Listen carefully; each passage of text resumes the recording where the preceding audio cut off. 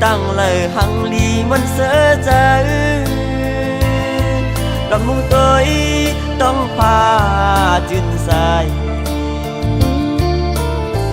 นกต้องรอวันขันอ่อนหมอซ้อมในลอยแก่งเสือถึงก็หักสายมือก่อนนั้นน้องนอนก็ปีหักซ้ำปลายเมื่อไรตัวตั้งไล่อำหันน้องนนยาวละมุงตัวตั้งไปนวลอยู่มองไปนอนตีมาปันแห้งใจขิงมือผู้ชายตกน้ำตาหยดไหล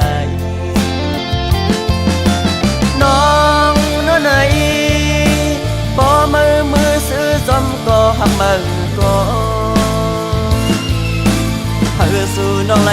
กัดเย็นมันนั่งเล่าแหลงเบื้องเหือเสปีเตะป้องไปขมอนเดินลับแขนตัวมุงหัน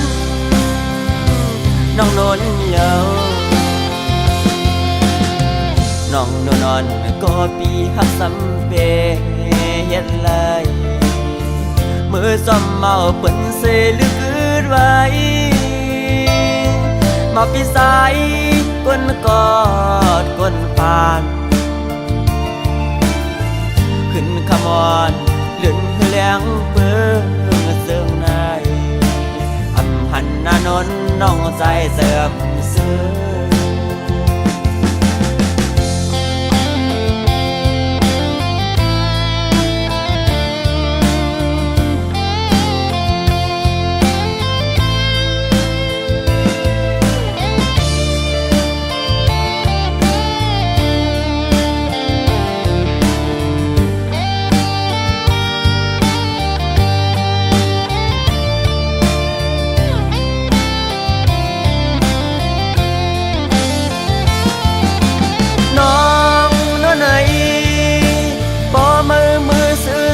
ก็หักมือก็หาสู่น้องไหลกัดเย็นมันนั่งเล่าแหลงเบื้องเหือเสปีเตะป้องไปขมอนเดินลับแขนตัวมุงหันน้องนนเยาน้องนอนก็ปีหักซ้ำเปเย็นเลยมือซ้ำเมาเปิ่นเสลึกอืดไว้มาปีสายก้นกอดก้นปานขึ้นขมอนเลื่อนแหลงเปื้อเสื่อมในอำหันนานนน้องใจเสื่อมเสื่อขึ้นขมอนเลื่อนแหลงเปื้อเสื่อมในหันนานนน้องใจเสื่อมเสื่อ